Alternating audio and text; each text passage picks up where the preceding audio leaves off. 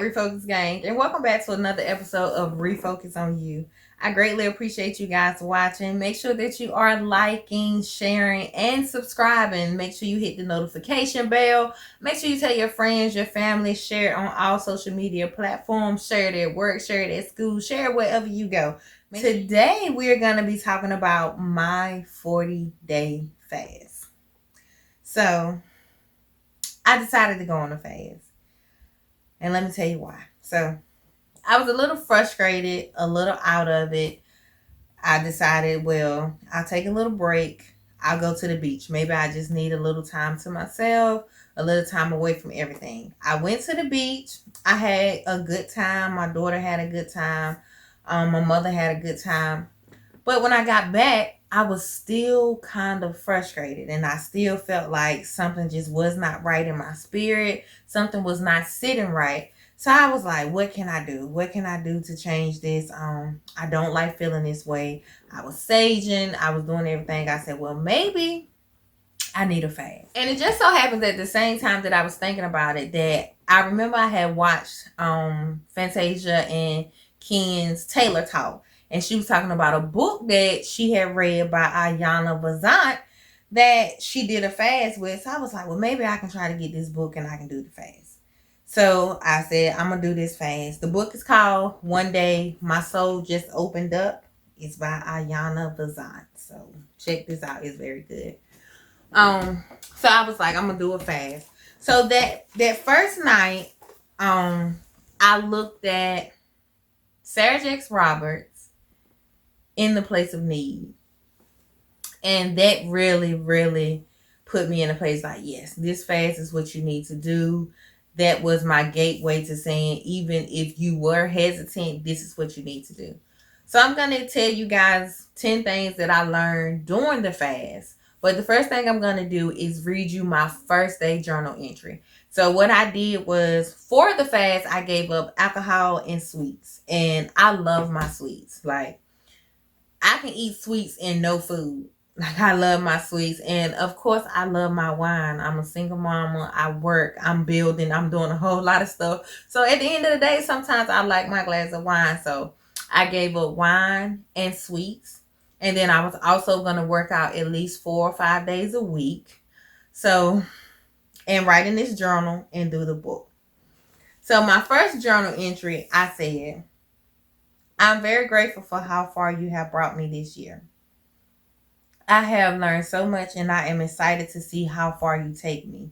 Healing is very important to me, and this brokenness I feel on the inside is beginning to show more and more. The word spoke to me tonight, and it's so true. I needed a family. I needed the family to work, and I needed you to see me through the hurt from the failed try. I need guidance, and for you to open my heart and mind to the error of my ways, as well as push me into the purpose of why the family could not work. I fully trust that your plan is the best plan for my life, and I'm coming with heart, mind, and hands open wide. As I begin this 40-day fast where I give up sweets and alcohol, I want to create better habits. Working out at least 4 or 5 times a week. I want to pray in hopes of building a stronger connection with you. God, show me me. Show me my divine true purpose. Show me the next step in the level of my life. God, have your way. Your daughter, Rakima. So, Sarah Jakes talked about being in a place of need. And she was like, sometimes we don't want to admit that we actually needed something. Because if we admit that we needed something, we feel weak. And it put me right where I needed to be, because I was wondering why I was so frustrated, why I was so irritated. And it's truly because what I wanted to work did not work. And I was feeling so down and so bad about it. Like, why me, God? Why this? Why that? Why couldn't it happen? Why didn't it go the way I wanted it to go? Like, I needed it. I actually needed my family that I created on my own to work, because I felt like that was my last hope for a family. I felt like If I gave my daughter a father, me lacking a father wouldn't matter. I needed her life to be perfect, her upbringing to be perfect in order for it to cancel out anything that I had dealt with. So that message really, really spoke to me that night, and it sent me on this 40-day journey, and I'm glad it did. So my main goals was to stop feeling irritated and frustrated and overwhelmed with things that I could not control. Gain a better understanding of myself and my life. What was next? What was I supposed to be doing? Like I said, I have came a long ways just this year alone. Like, I have learned so much, I have accomplished so much, I have built so much, I am building so much, that this year has been a wonderful year. But yet and still, I was still dwelling on things that I really could not control, and I wanted a better understanding of that and me and who I was and why certain things would not work and could not work in my life. Of course, I wanted growth. And I wanted to build some new habits, reading every day, even though I read, but not every day. But reading every day, journaling every day, I wanted to create new habits. So the first thing I want to share with you guys, my first lesson was living your truth. Regardless of what you learned before, how you was taught, be your own authentic person. And that just made me feel like, regardless of what has happened, what led up to this point, the person I am now is all that matters. It don't matter what I did 10 years ago. It don't matter what I did 5 years ago. It really don't matter what I did last year. Only thing that matters is the person I am today. The person you meet today, the person that's standing in front of you today. I'm a totally different person than I was 10 years ago. And I can't expect for the things that appealed to me then, or the things that were okay to me then, to be okay to me now, because I'm a totally different person with a lot of growth and a lot of maturity. You create your life by how you see yourself. So if you see yourself as a failure, that's all you're going to ever do. If you see yourself as dumb, that's all you're gonna keep on creating those patterns, because that's how you see yourself. But if you see yourself as a strong person, you're gonna be a strong person. If you see yourself as smart, as a boss, as I can do anything that I want to do, that's what you're gonna do, because you're gonna motivate yourself. You're gonna push yourself to make sure that you're doing everything in your power to get all of your goals accomplished. How you see yourself is the only thing that matters. I often say the only thing that matters is if the person in the mirror is happy at the end of the day. And the only person in the mirror is you. So make sure that whatever you do throughout your lifetime, throughout your days, make sure that at the end of your day, at the end of your life, you'll look back and pat yourself on the back like, job well done. How you see yourself is the only thing that matters. Another thing I learned, I put too much trust in potential instead of seeing a person for who they really are. So I'm a motivational person, and I see potential in everybody. I believe everybody can be a genius. I believe everybody can accomplish any goal that they set out to. But the problem with that is, I want more for you than you want for you. And that never works, because I can see all the potential in the world in a person, but if they don't see it, it's not going to matter. Like I just said, how you see yourself is what it's going to be. So if I tell you, you know you could be a millionaire, and you like, nah, never, not me. That's exactly what it's going to be, not you, because you don't believe in you. So I have to make sure that I do not see so much potential in people that I ignore the actions that they're showing me. People can tell you anything. People can tell you whatever they want to tell you. But if they're not putting no action behind it, you believe their actions and not their words. 3, trust myself. Trust my intuition. Don't move forward at the slightest resistance. So I'm learning, and I have learned that my intuition most of the time is always on point. If I trust myself and follow what I really want to do at heart, it'll always work out for me. It always works out for me. My energy is always right. Like my intuition is always right. But for some reason, I always second guess myself, or either I don't go with my first thought, or I'll be like, nah, maybe not. So this 40-day fast taught me that no, trust your intuition. Trust yourself. Do not fear your judgment. Your judgment is right. And at the slightest resistance, I don't care if we get to point 99 and I have an issue with it. It's like, no, I'm not doing it. Scratch it. Scratch the whole thing. So follow your intuition. I learned that. Like, I'm very on point. I just have to go with my gut. My gut is always right. 4, prayer, meditation, and setting intentions for your day is so important. I learned that, like, within the first week of the fast, I was not frustrated no more. I was not irritated no more. Every day I was reading the book. I was setting my intentions. I made sure I pray, make sure I meditate. And the intentions that I set for that day is exactly how my day went.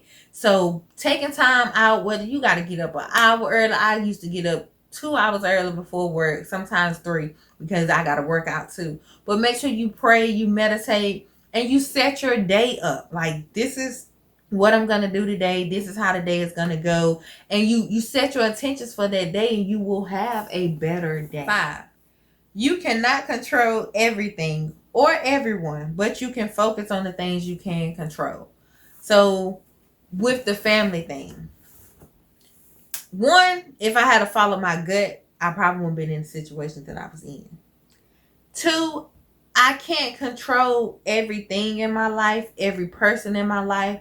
I can't control nobody else or the actions that they take on. So therefore, I have to focus on the things I can control.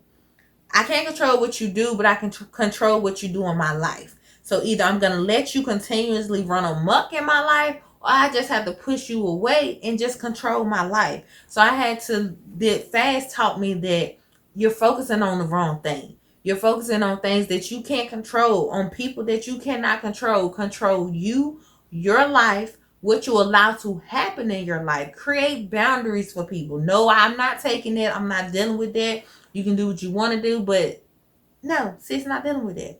And focus on the things that you can control. Be what you desire first. That was very important to me, because I do want to get married. I do want a family eventually now, because I'm okay where I'm at now. But I do want to get married. But in the same token, I have to be the person I want to marry. So if I want to marry somebody with strong faith, I have to be that person. If I want to marry somebody with $100,000 in the bank, I have to be that person. If I want to marry somebody with good energy, I have to be that person. If I want to marry somebody with strong habits, I have to be that person. So this 40-day fast kind of set me up to say, look, it's not that you cannot have this family. I just need you to be the person that you need to get the husband that I really want you to have. Like, it's not that you can't have what you want. You're just not in the place that I need you to be to get to what I need you to have. So sometimes that falls back on, sometimes we're trying to settle for something way less than what we deserve. God has such high hopes and such a high calling on my life. I know for a fact that my husband is going to be great. And he's going to be a part of my wildest dreams. Like, oh my God, I can't believe I got this. Or, oh my God, I really deserve this. But I'm going to really deserve it when I get it. So it's going to be like wonders. So that really told me, like, it's not that you can't have it. That's just not the one I wanted you to have. And sometimes you have to take that. Like, I'm trying to stop here and God trying to call me higher. Sometimes you can get what you want, but you got to be that person first. 7, honor yourself. Voice your opinion and your feelings. Don't agree to things you do not want, and don't settle for less. Ask questions and gain clarity on everything. So, honor yourself. Speak your mind. Say what you need, what you don't need, what you're going to tolerate, what you're not going to tolerate. And don't be afraid to cut people off when they feel like you're going to tolerate what you said you was not. Like, you have to make sure that you speak exactly what you mean. And you, like, a lot of times we get in the mode and we say, well, I'm just not going to say anything. I'm just going to keep the peace. But biting your tongue hurts you. So are you willing to hurt yourself to hold peace for somebody else? Are you saying that their feelings are more important than your feelings? Because that's really what you're training them. So every time you bite your tongue, every time you don't say nothing to somebody, every time you let somebody walk over top of them, over top of you, you're teaching them how to treat you. So if you teach somebody that you come second, guess how they're going to treat you? As second. If you teach somebody that you will take anything, guess what they're going to give you? Anything? No, you have to honor yourself. This is me. You're going to respect me. If you don't, you're not going to deal with me. And that's for anything. That's for your job, your friendships, your partners. It don't matter. Either you're going to respect me or you're going to be gone. Make sure you ask questions. Like, sometimes we be like, well, I think that's what they meant, because we're afraid to gain clarity in the situation. No, what did you mean by what you said?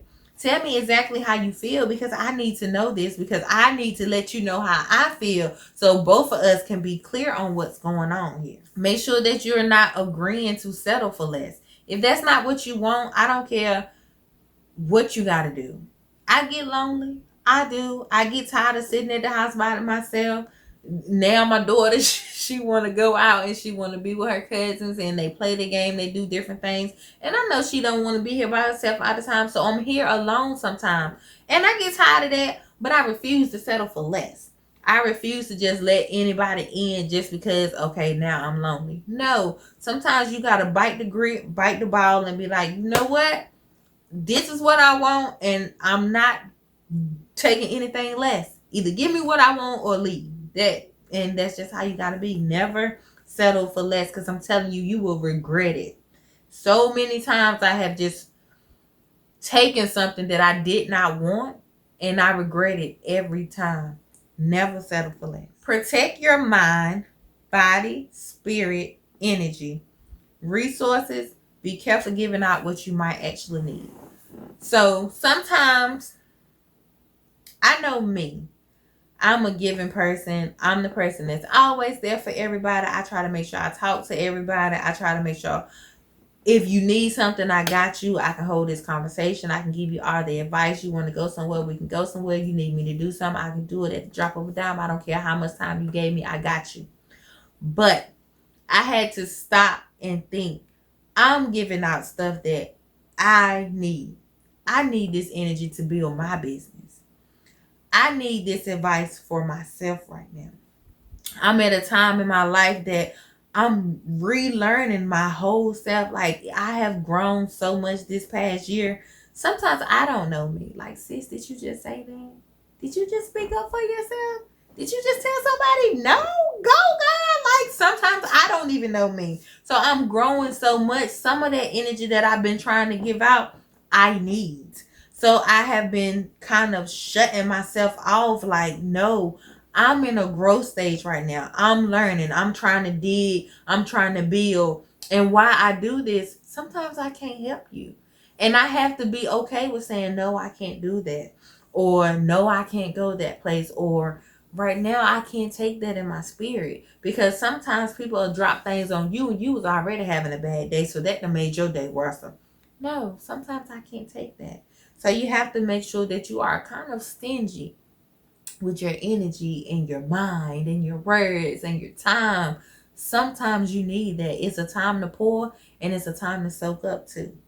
Don't get mad or feel guilty when you have a reaction or are emotional. It is human nature to react to certain situations. But make sure you call yourself up and out of the situation after the reaction. Even after you begin healing or trying to grow up, you will have ups and downs. So I don't know why I thought once I start going on this journey, like, nothing is going to affect me. Nothing is going to make me mad. Nothing's going to tee me off. I'm just going to be floating. I'm going to be on high. No. I still have reactions. I still get mad sometimes. I still be like, oh, like I still have those times that I was feeling bad. Like, you supposed to be further than this. You supposed to be done grown past this. And this book helped me. Like, sis, that don't just go away overnight. Like, some things, like when you start growing, some things you might be able to say, I ain't got time for that. But some things are still gonna get you like, what? No. So you have to make sure that you give yourself that grace and that mercy. Like, okay, you messed up. You made a mistake. Apologize. But don't let it happen again. Call yourself up, and that Fantasia says that, call yourself up and out. Call yourself up and call yourself out of it. Like, hey, that ain't what we do no more. I know that made you mad. I know you want to slap them. I know you want to do this and that. But that ain't what we do no more. We don't rock like that no more. So we just going to keep it moving forward. Just make sure that even if you react and you feel like you did it wrong, correct yourself. Make sure you correct yourself. Make sure you get back on your square. Sometimes stuff will come and it'll shake you a little bit. You'll rock, you'll stumble. Just never fall. And if you do fall, get back up. Get yourself back on your square. Be like, nah, I don't do that no more. And you're gonna get tested. Like, as you grow, as you start to figure out things about yourself, as you try to call yourself higher, you gotta pass tests. It's like in school. The higher you go, the more tests you have to take, and the harder those tests get. But you can pass them, even if you fail the first time. When it come back around, it's gonna always come back around until you pass it. The universe, God, is gonna always give you those same tests until you pass it. So don't get down on yourself. Figure out, how can I fix this and what can I do different next time, and pass the test. I really like this book. Really taught me that, like, everything, you not gonna go from ratchet with your friends to not like you're not gonna go from ratchet with your friends to Michelle Obama. Like, I bet you even Michelle Obama had some days where she'd be like, Barack, I want my best today. I'm telling you, you're always gonna have those days. Like, you're always gonna have ups and downs. It comes with the territory. It comes with life. It comes with the growth. Don't be down on yourself. Keep it pushing. 10. Don't do it for likes, support, or a pat on the back. Do it for you because you genuinely want to. Because if not, you will feel unappreciated or used. So sometimes we do things for a pat on the back. Or just like, you may call a friend and say, how you doing? Such, just because you want her to say, oh, you the only one who called me. Or you send somebody stuff and you like, well, they didn't say thank you, or they didn't shout me out, they didn't do none of that. But if you do it for you, you're not looking for that. You're supposed to do stuff out of the kindness and the pureness and just from being genuine out of your heart. You're not supposed to do it for a pat on the back. When you do stuff like that, you're looking for recognition. You're not really doing it just because. So the book taught me to make sure that everything that you do, you're doing it just because you feel like, this is my purpose. This is what I need to be doing in this moment. Something was laid on my heart to give you this. Something was laid on my heart to dedicate this to you. Do it for you, because it'll come back to you in a whole nother way.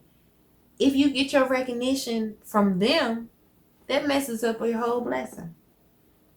If you get mad and say, oh, I did such for this person and they ain't such, that just messed up your whole blessing. Do it out the kindness of your heart, genuinely, and you will get it back. Don't worry about it. Sweep it under the rug and keep it pushing. Because when you least expect, that blessing is going to spin back around for you.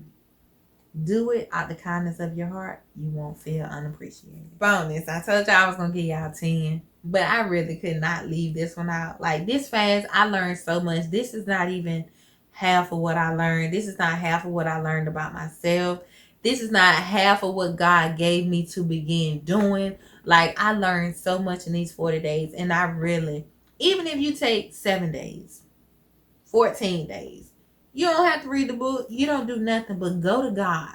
Get some sacred time, get some secret time, and get to yourself and ask, what is it that I'm supposed to be doing? If you're frustrated, if things are not going right in your life, if things are not going right in your marriage and your relationship with your kids, take you a break. Do a fast. Give up something. You don't have to give up what I gave up. If you don't want to, give up something that really means something to you. If you want to give up social media, do that. Do something that's gonna bring you closer to the person that you're supposed to be growing to. Bonus. Right and wrong is a figment of your imagination. What you may deem is right can be totally different in someone else's mind. It's easy not to judge when you realize everyone is human and we all make mistakes. So we go through times where we might be like, this person did this and this, and I wouldn't dare do that. Or, why she act like that now? Because she used to do such, such, such, such, such. But when you think about it, your right is not their right. Your wrong is not their wrong. We see things differently by the way we were brought up and the things that have happened in our life. So where some people see babies as blessings, some people see babies as curses. Some people see babies as a new life. Some people see babies as somebody just died. So it really don't matter like how you see it, because another person is going to see it totally different. It all depends on how they're brought up in life. So like a hot dog to me might be struggle food. Like, oh man, I got to eat a hot dog? A hot dog to a kid in the projects is like, oh, we got hot dogs tonight?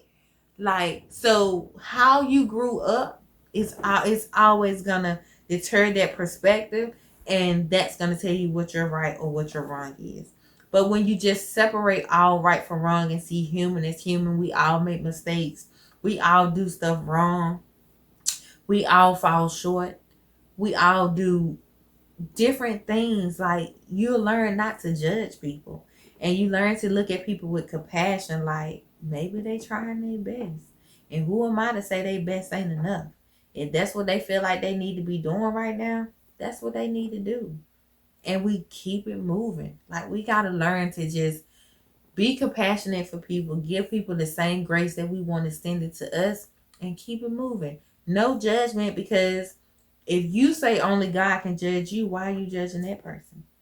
And we have to start learning to call ourselves up and out of different things. Gossiping, call yourself up out of there. Why are you gossiping about the next person? Why are you gossiping? You could be getting some business about yourself. Mind the business that pays you. If you ain't checking up on a person to make sure they good, the rest of it don't matter. Like, we need to start extending the same grace that we need extended to us at all times, and the world will be a better place. I can't hate you or what you done because I done fell short. I done made mistakes myself. I done not did things right myself, or right according to what you believe is right. But that don't make me worse than you. That don't make me less than you. And that don't make you better than me. We are all human. We all have our own life to live, our own journey to take, our own purpose for being here. God put us all here for a reason. And it's time out for playing. It's time to actually figure out what your purpose is, what you're supposed to be doing with your life. God ain't put us here to just be partying and having fun and smoking and drinking and not benefiting others. We all have a purpose. We all have people that are attached to our lives, and it's time to get serious about doing what we're supposed to be doing. So that was my 40-day fast. I learned so much. I wish I could tell you guys all of it, but some of it will probably go over your head. I'm so grateful for everything I learned, though. I'm so grateful for Fantasia saying the book. I'm grateful for Sarah Jakes Roberts actually preaching the message in the place of need. If you want to check it out, it's In the Place of Need. I believe it's on the One LA channel. Like, it was the bomb, and it actually put me on this journey, and it helped me out a whole lot. So again, the book is One day my soul just opened up. The message was In a Place of Need by Sarah Jakes Roberts.